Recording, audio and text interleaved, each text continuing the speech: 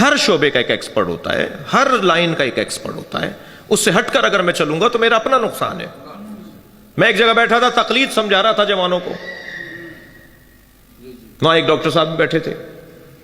بعد میں کہنے لگے مولانا میں پڑھا لکھا آدمی ہوں، مجھے تقلید کی ضرورت ہی نہیں ہے. آپ یہ کیا سمجھا رہے تھے جوانوں کو؟ میں نے کہا ڈاکٹر صاحب آپ پڑھے لکھے آدمی ہیں، مجھے یقیناً آپ ڈاکٹر ہیں، پڑھے لکھے ہیں. کہنے لگے میں تو کسی کی تقلید نہیں کرتا. میں نے کہا ڈاکٹر صاحب بہت اچھی بات ہے آپ نہیں کرتے، مگر مجھے ایک بات کا جواب چاہیے. میں جب بیمار ہو جاتا ہوں تو میں کسی ڈاکٹر کو نہیں دکھاتا. ہر گھر میں بچی ہوئی دوائیوں کا ڈبہ پڑا ہوا ہوتا ہے، تو میں کسی ڈاکٹر کو نہیں دکھاتا، انہی کو دیکھ لیتا ہوں یہ فلاں ٹیبلٹ ہے، یہ فلاں سیرپ ہے. تو میں میرے بچے میرے گھر والے بیمار ہوتے ہیں، اسی میں سے کچھ نکال کے دے دیتا ہوں، خود بھی اپنے بچوں کو بھی دے دیتا ہوں. اور بہرحال کام چل رہا ہے. آپ بتائیے صحیح کر رہا ہوں یا نہیں؟ کہنے لگے خطرناک ہے کام، آپ آئندہ ایسا نہ کیجیے گا. میں نے کہا ڈاکٹر صاحب میں سمجھ لیتا ہوں نا، یہ پینیڈال ہے، یہ کالپول ہے، یہ فلاں ہے، 4-6 دوائیوں کے نام تو سب کو پتا ہے نا، تو میں سمجھ لیتا ہوں. کہنے لگے بغیر میڈیکل پڑھے، بغیر میڈیسن کے پڑھے ہوئے آپ کیسے سمجھ لیتے ہیں؟ میں نے کہا جیسے بغیر دین پڑھے ہوئے آپ دین سمجھ لیتے ہیں.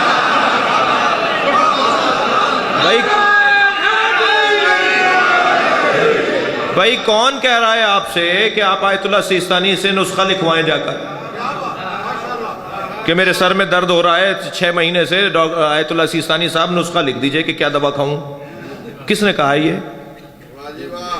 کس نے کہا ہے کہ آیت اللہ سیستانی سے جا کے جو ہماری گاڑی خراب ہو جاتی ہے تو مکینک والے کام جا کے ان سے پوچھیں کہ کون سا پرزہ لگاؤں گاڑی میں؟ ہر فیلڈ کا ایک ایکسپرٹ ہوتا ہے. یہ معقول بات ہے. یعنی اگر کوئی قرآن کی آیات بھی ہیں تقلید پر، نبی کی احادیث بھی ہیں تقلید پر، سب سے زیادہ مجتہدین کا سسٹم جس نے بنایا ہے وہ امام جعفر صادق ہے.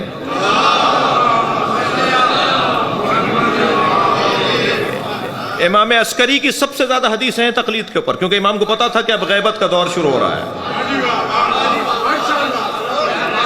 ایک حدیث نہیں ہے. یا تو آپ کہیں کہ یا تو آپ کہتے ہیں کہ میں حدیث کو مانتا ہی نہیں ہوں. مانتے تو پھر اپنی پسند کی مانتے ہیں، اور یہ نہیں مانتے. آیت حضرت صلوات پڑھیں ذرا محمد و آل محمد.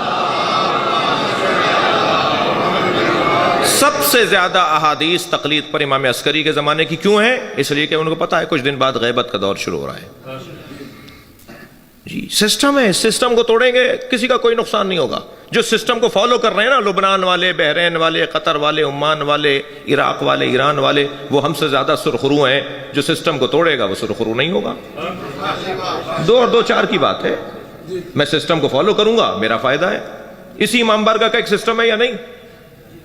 ایک آدمی کہہ رہا ہے میں تو ممبر وہاں لگاؤں گا، دوسرا اسے کھینچ کے کہہ رہا ہے میں یہاں لگاؤں گا، تیسرا کہہ رہا ہے یہ بلب میں تو پنکھا چلاؤں گا، وہ کہہ رہا ہے مجھے سردی لگ رہی ہے، وہ کہہ رہا ہے نہیں میں تو چلاؤں گا. تو فساد ہوگا یا نہیں ہوگا؟ اس امام بارگاہ کا ایک سسٹم ہے، آپ کے گھروں کا ایک سسٹم ہے، آپ کے علاقوں کا ایک سسٹم ہے. تشیع کا بھی کوئی سسٹم ہے یا نہیں؟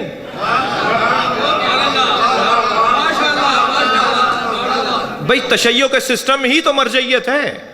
اور اگر کوئی کہتا ہے میں تو امام زمانہ کی تقلید کرتا ہوں، تو اسے جا کے کوئی بتائے امام کی تقلید نہیں ہوتی، اطاعت اور بیعت ہوتی ہے.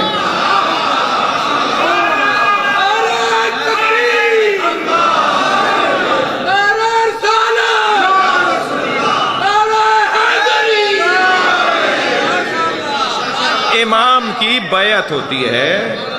امام کو اگر ہم نے مجتہد کہہ دیا نا تو امام کی توہین ہے. دقت چاہوں گا، ہم اپنے ائمہ کو مجتہد نہیں کہہ سکتے. مجتہد ہوتا وہ ہے جو کوششیں کرنے بعد، تحقیق کرنے کے بعد کسی نتیجے پر پہنچتا ہے.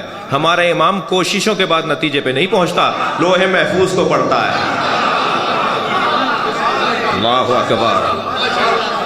ائمہ کو، اہل بیت کو مجتہد کہنا توہین ہے. اور تقلید مجتہد کی ہوتی ہے. جی وہ حجت ہیں، وہ لوح محفوظ پڑھنے والے لوگ ہیں.